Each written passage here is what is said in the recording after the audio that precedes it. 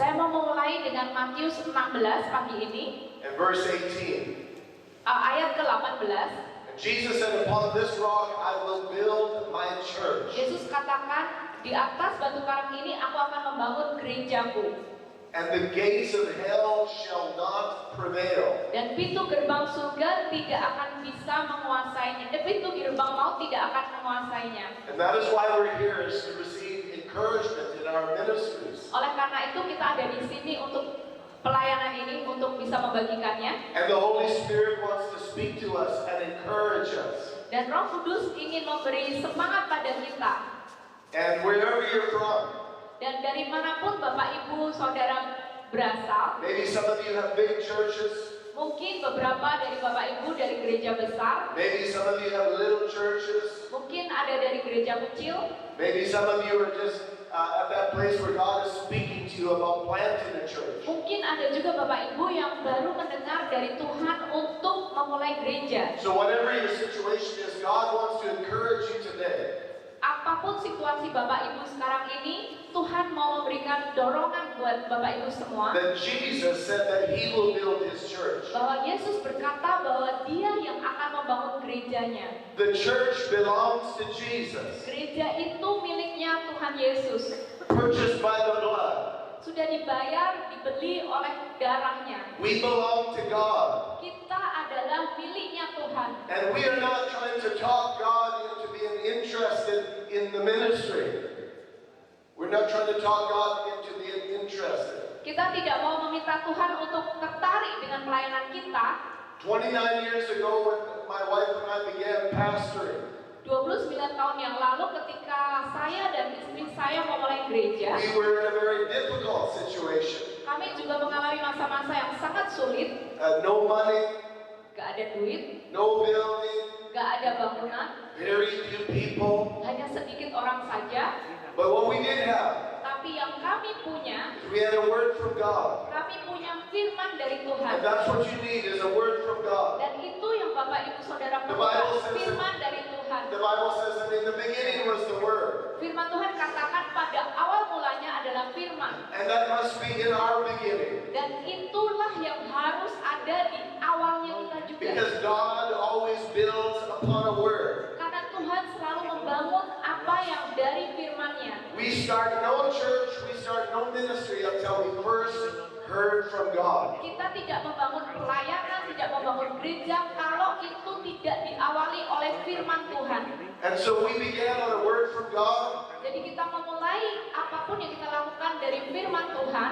And it's not enough that you've heard the word from God. Dan tidak cukup kita hanya mendengarkan firman Tuhan. Then you must dare to begin to act upon that word. Kita harus berani melakukan tindakan dari atas firman yang diberikan itu. And what seems to be just a little Dan apa yang tampak hanya kecil will turn into a great harvest if we faithfully and diligently hold on to that word. akan menjadi tuaian yang besar kalau kita setia dan terus melakukan apa yang menjadi firman-Nya. Hebrews chapter 11 verse 3 says Ibrani 11 ayat 3 berkata, that by faith we understand that worlds were framed by the word of God. karena iman kita tahu Worlds were framed by the word of God. dunia ini, alam semesta ini diciptakan karena firman Tuhan. That things which are seen Dan iman sehingga apa yang kita lihat were not made by things that are visible. tidak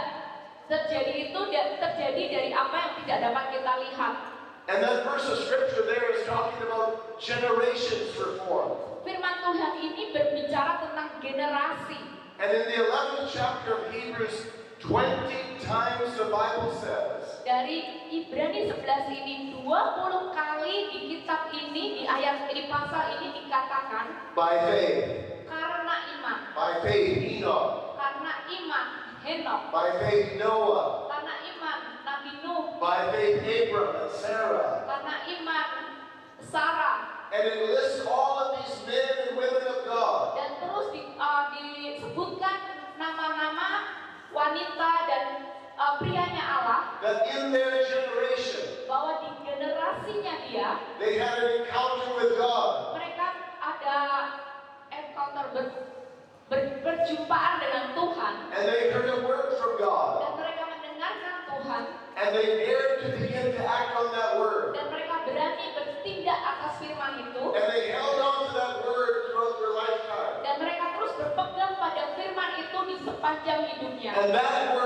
changed their world. Dan firman-Nya Tuhan itu mengubah dunianya. And God has called us today Dan Tuhan memanggil kita hari ini because He wants to stir a word inside of us. karena Dia ingin membangkitkan firman Tuhan yang sudah ada di dalam diri kita. Many of you have already heard a word from God for your life and your ministry. Banyak dari Bapak Ibu yang sudah mendengar firman Tuhan untuk hidup dan pelayanan Bapak Ibu. But the Bible says that we have to hold fast to the word. Tapi firman Tuhan berkata kita harus berpegang teguh pada firman-Nya itu. That means that our faith will be challenged. Artinya iman kita itu akan mendapat tantangan.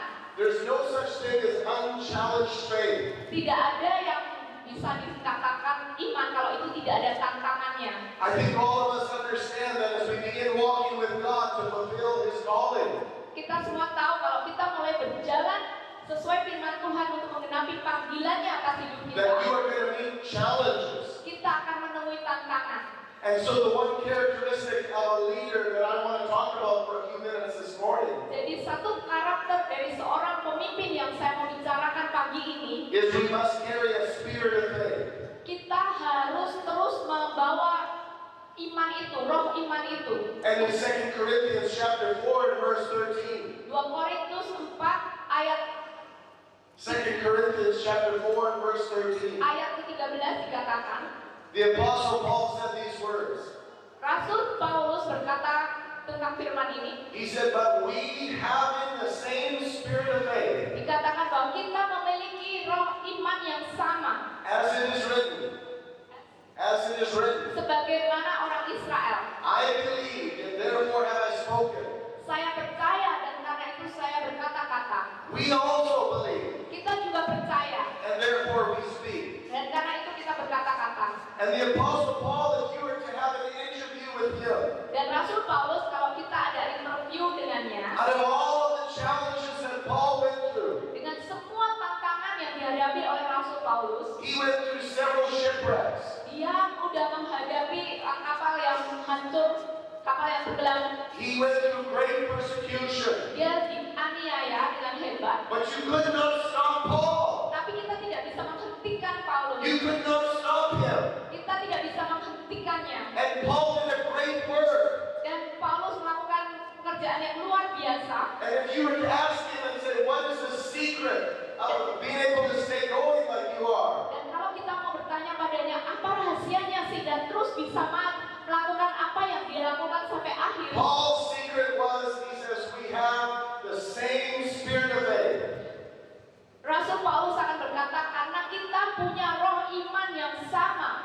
It's the same spirit of faith that caused Joshua and Caleb to be able to stand for 40 years and wait until all the unbelief died out around them. Roh iman yang sama sehingga Yosua dan Kaleb terus bisa bertahan selama 40 tahun untuk melihat semuanya itu terjadi. You know, Moses was a great pastor. Kalian tahu Moses itu adalah pastor yang luar biasa. Moses was a tremendous pastor. Dia adalah pastor yang hebat. He had great miracles.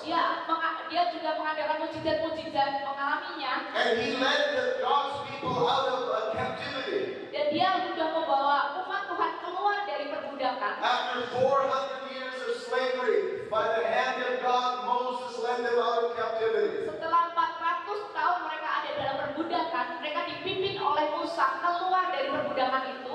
But there was only one problem. Tapi hanya ada satu masalah. Moses brought them out of slavery. Musa itu membawa mereka keluar dari perbudakan. But as great as a pastor as he was, Tapi sehebat-hebatnya dia sebagai seorang pastor, he could not bring them into the promised land. dia tidak bisa membawa orang Israel itu pergi ke tanah perjanjian. Because it's not enough for one man to have faith. Karena tidak cukup bagi satu orang saja untuk punya iman. It's not enough for the pastor to have faith. Tidak cukup seorang pastor saja yang punya iman.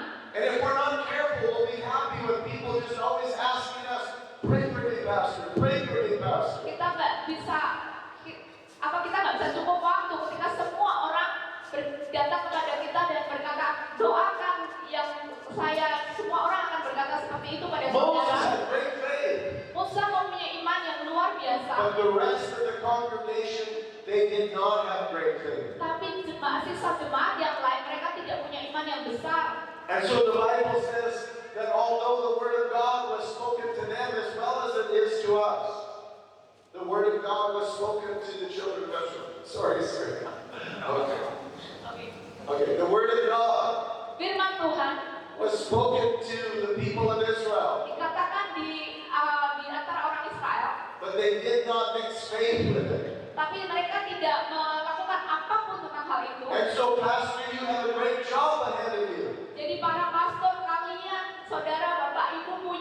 pekerjaan yang besar di hadapan saudara. Your job is to bring people into a lifestyle of faith. Pekerjaan Bapak Ibu adalah membawa orang-orang itu keluar dengan gaya hidup yang baru. There's two different kinds of churches as an example in the Old Testament. Ada dua contoh gereja di Perjanjian Lama. In the Moses generation, Di generasinya Musa, Moses had great faith, Musa itu punya iman yang besar, great miracles, mukjizat yang luar biasa. but that could only bring the people so far. Tapi dia hanya bisa membawa orang Israel itu keluar saja. But they had all died out in the wilderness because they would not obey God. Mereka semua generasi itu meninggal di padang gurun karena mereka tidak But bisa a new mentaati leader Tuhan. emerged under Moses. Tapi firman tuh pemimpin muda yang baru itu yang membawa keluar yang melebihi Musa. That was Joshua. Namanya adalah Yosua.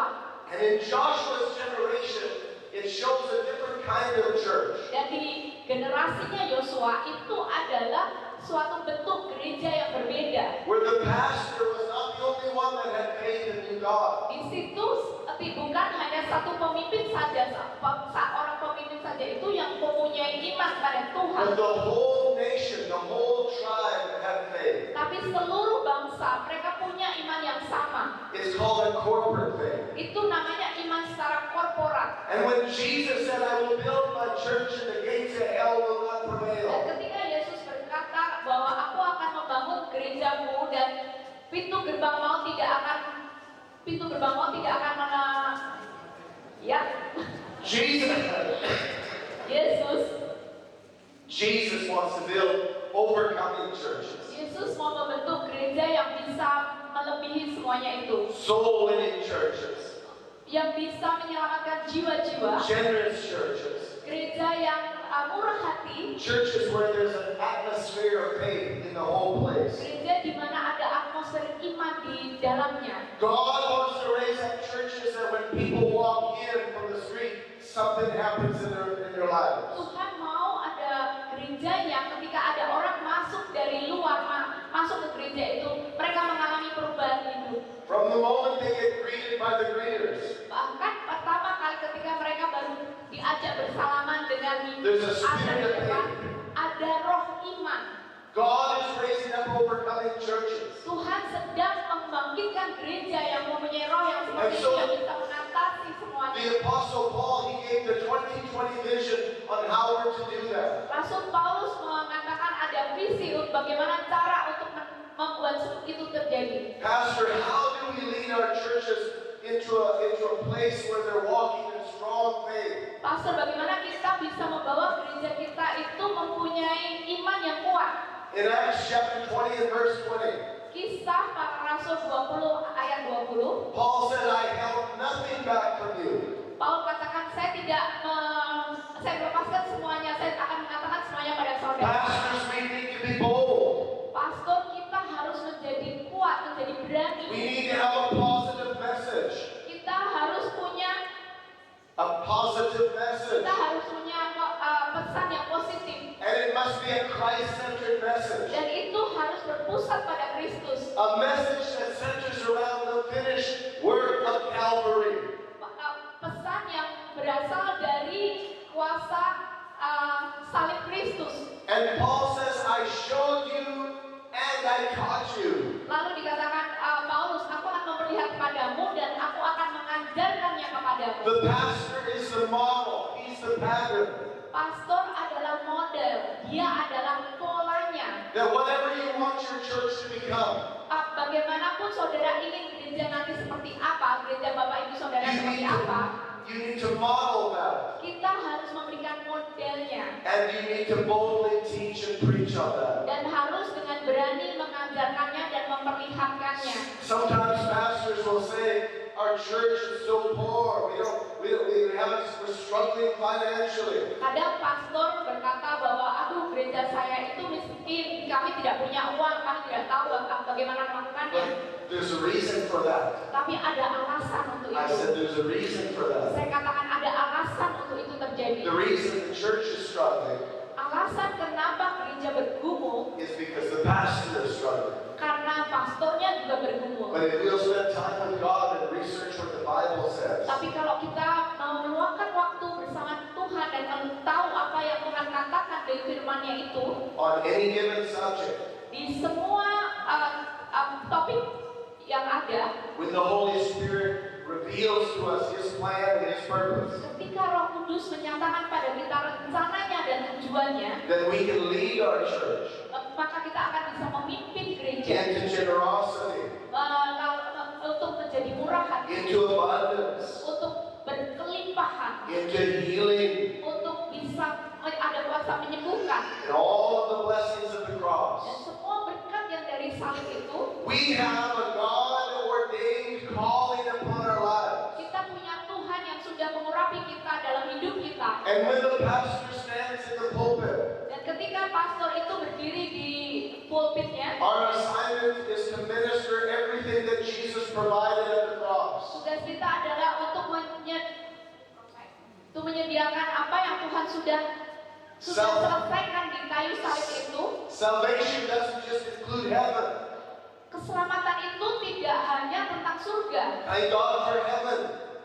Thank God for heaven. Itu dari surga. Thank God for forgiveness of sins. Terima kasih untuk surga. Terima kasih untuk kuasa pengampunan dosa. But Jesus has provided everything that pertains to our natural life. Tapi Yesus itu juga peduli dengan hal-hal secara natural dalam hidup kita. Jesus wants to lift every one of our people out of defeat into victory. Yesus itu menginginkan setiap kita itu bisa dari kekalahan pada setiap kemenangan dalam hidup Jesus wants kita. to raise up churches that are so powerful. Yesus mau membangkitkan gereja yang penuh kuasa Beautiful marriages, untuk pernikahan yang luar biasa, overcoming in our lives. yang bisa mengatasi kehidupan. That when people walk in, Sehingga ketika orang-orang masuk, they say, I want to be part of this. mereka akan berkata, aku mau menjadi They bagian walk dari in tempat ini. struggling in their lives. Ketika mereka bergumul masuk, orang yang bergumul masuk dalam But after gereja, a short period of time of being in our churches, setelah sekian beberapa saat ada di gereja kita, their lives change. hidup mereka diubahkan. And the final verse I want to give you is this. Dan ayat terakhir yang saya mau bagikan pada saudara, Is one thing I learned that in the Christian walk, the central focus of the New Testament for growth, for Christian growth. ke pertumbuhan gereja, When we're leading our churches, ketika kita memimpin gereja kita, how do people grow? bagaimana orang-orang itu bertumbuh. In Romans chapter 12 Di Roma 12 dikatakan, and verse 2, ayat 2, the Bible says that we are to be transformed firman Tuhan berkata kita perlu ditransformasi by the renewing of our minds. dengan pembaruan pikiran kita. And you see, when somebody comes into our church, Dan ketika orang datang ke gereja kita, we are called to make disciples. kita dipanggil untuk memuridkan. And when somebody receives Jesus in the special meetings that we have, Lalu kalau ada orang yang menerima Yesus di pertemuan-pertemuan khusus yang kita adakan, that's only the first step on the journey. itu hanya langkah awal dari perjalanan mereka. You know, you parents, when you have a little baby and you have the baby in the hospital, you don't leave the baby at the hospital and say, thank God that's over. Kalau sebagai orang tua ketika baru melahirkan, ada melahirkan bayi dan bayi ini umumnya sungguh cantik, tapi kita kan nggak sekedar berkata seperti itu dan meninggalkannya di rumah sakit.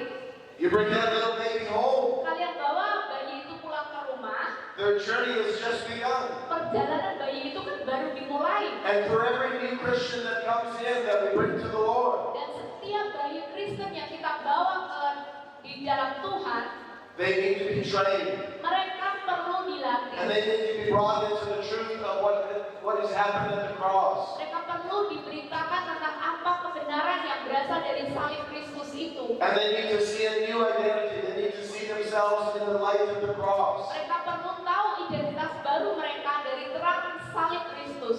We need to help them come out of the old identity Kita perlu membawa mereka keluar dari identitas lama mereka before the cross. di bawah kaki Kristus. And we need to help them to see that at the cross, Dan kita perlu membuat mereka juga melihat pada salib itu their old sendiri. life has passed away. Their old life has passed away. Kehidupan yang lama sudah berlalu And a new life has been birthed inside of them. dan kehidupan baru itu sudah lahir di hati mereka. So the two kind of churches that we have today, Dari dua bentuk gereja yang kita church where the man of God has faith and people always come for prayer. Ada satu pemimpin gereja yang mempunyai iman dan orang-orang datang ke tempatnya untuk berdoa. But the new church that Jesus wants to emerge, Tapi ada satu gereja baru yang Tuhan memunculkan. all the believers know how to pray. Semua orang percaya itu juga terlibat dalam doa. All the believers know how to lay hands on the sick. Semua orang percaya tahu bagaimana menumpahkan tangan pada orang-orang sakit. All the believers know the vision. Semua orang percaya tahu visi And they're going into their world and they're winning souls for Jesus. dan mereka pergi ke bidang-bidang mereka, dunia mereka dan memenangkan jiwa buat And Tuhan. then the pastor can focus on building leaders and building leaders. Dan pastor itu bisa terus berfokus pada membangun para pemimpin. God wants to bring Indonesia to Jesus. Tuhan mau membangun Indonesia dan membawa God kepada wants Kristus. to bless Indonesia. Tuhan mau memberkati Indonesia. I understand you have 17,000 islands, Saya tahu Indonesia punya 17.000 pulau, 13,000 inhabitants. yang 13.000 yang ada penghuninya. That's a lot of islands. Itu pulau yang banyak sekali. And Jesus loves every one of those people on every one of those Dan islands. Tuhan mengasihi setiap pulau dan setiap Haleluya. orang yang ada di pulau itu. Haleluya. If God has His way, Kalau Tuhan punya cara, not one will perish.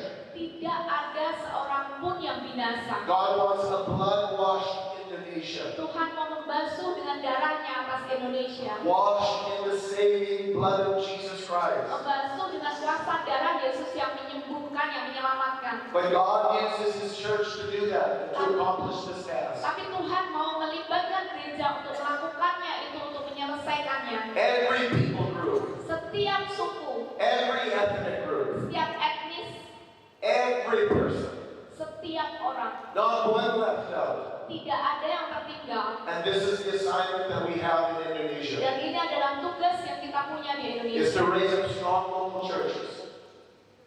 Raise up strong local churches Untuk membangkitkan gereja-gereja lokal yang kuat, that will take the gospel outside of the building. yang membawa firman Tuhan, Injil itu keluar dari gedung. Hallelujah. Hallelujah. Can you do it? Bisakah kalian melakukannya? Can you do it?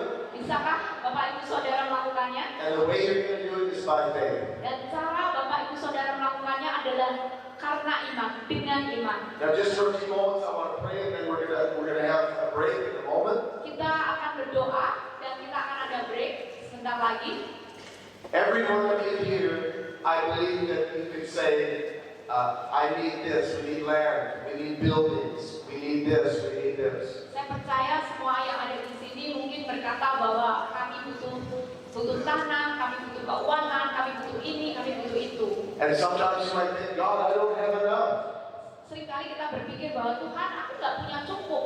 But He asks you this question, what do you have in your hand? Tapi yang Tuhan tanyakan kepada Bapak Ibu Saudara adalah apa yang ada di tanganmu. God is the miracle worker. Tuhan itu adalah pembuat mukjizat. He is a master at taking little and turning it into a lot. Dia adalah Allah yang dahsyat, yang bisa mengubahkan yang sedikit itu menjadi banyak. There was a woman in 2 Kings chapter 4, Di 2 Raja-Raja pasal 4 itu ada seorang wanita, and her husband had died.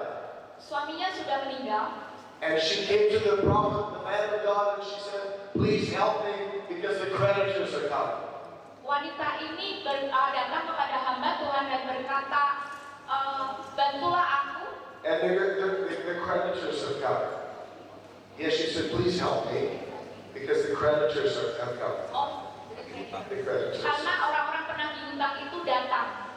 And he said, what do you have in the house? Lalu hamba Tuhan ini berkata, apa yang ada yang kamu punyai di rumahmu? At first she said, I don't really have much. Pertama dia bilang, saya nggak punya banyak. But she said, I do have a little bit of oil. Tapi wanita ini bilang, tapi aku punya sedikit minyak. And he said, go borrow empty vessels. Lalu hamba Tuhan ini bilang, tuangkan itu ke bejana-bejana yang kosong, As many as you can. sebanyak yang kamu punya. And so her sons went out and they got all of these empty vessels. Lalu anak laki-lakinya keluar mencari bejana-bejana kosong. Every miracle of God begins with just a little, something small. Semua mukjizat Tuhan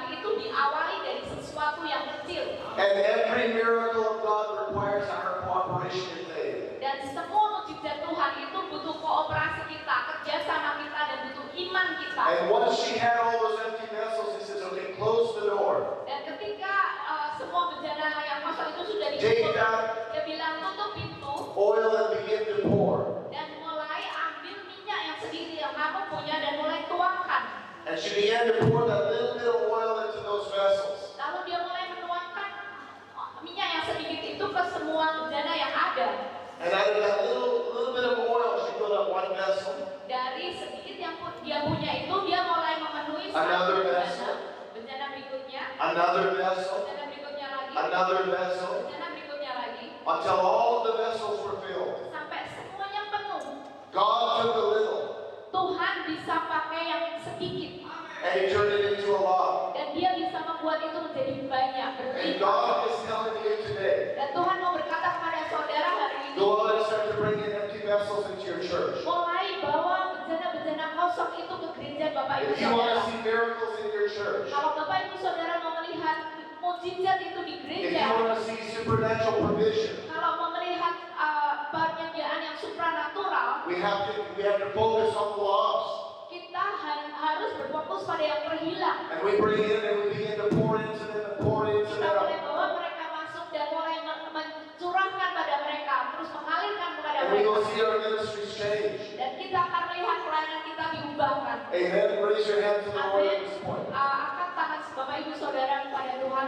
Thank you, Heavenly Father. Terima kasih Bapak di surga. We thank you for every one of these pastors. Kami bersyukur buat semua pastor yang ada Thank di you tempat for every ini. one of these leaders. Terima kasih buat para pemimpin yang ada di sini. Every church worker. Setiap pekerja-pekerja Kristus. Father, we thank you that you already see their needs. Kami bersyukur karena Allah sendiri tahu setiap kebutuhan mereka. You already know their challenges. Engkau tahu setiap tantangan yang ada. Father God, you already have made provision for them. Tuhan, Kau tahu bagaimana untuk menyediakan buat setiap mereka. We pray in agreement right now. Kami berdoa dengan bersepakat saat ini. The more that you show them the little, something is a seed, show them the little. Ketika supaya mereka tuh melihat sedikit yang mereka punya yang ada di tangan mereka. Father God, multiply their efforts. Kami berdoa supaya Tuhan Kau memultiplikasi. Take the little that they're giving to you right now Ambil sedikit yang mereka punya saat ini. and Tuhan. multiply their Dan ministries. multiplikasikan ke pelayanan-pelayanan mereka. Father God, we declare new lands and properties opening up for Kami these pastors. deklarasikan tanah-tanah yang baru, properti yang baru untuk anak-anakmu ini. Father God, we declare over them the resources they need. Kami deklarasikan untuk sumber-sumber yang mereka butuhkan saat And ini. Father, give them wisdom in raising up helpers and workers and leaders. Berikan mereka hikmat supaya mereka bisa membangkitkan juga para pemimpin, para pekerja di tengah-tengah mereka. We thank you that you pour out your blessings in Jesus' name over these ministries and workers. Kami bersyukur karena Kau akan mencurahkan berkat-Mu atas semua pekerja ilmu ini. God bless them as they serve you in Jesus' Tuhan name. memberkati-Mu di dalam nama Tuhan Yesus. Thank you today. Praise God.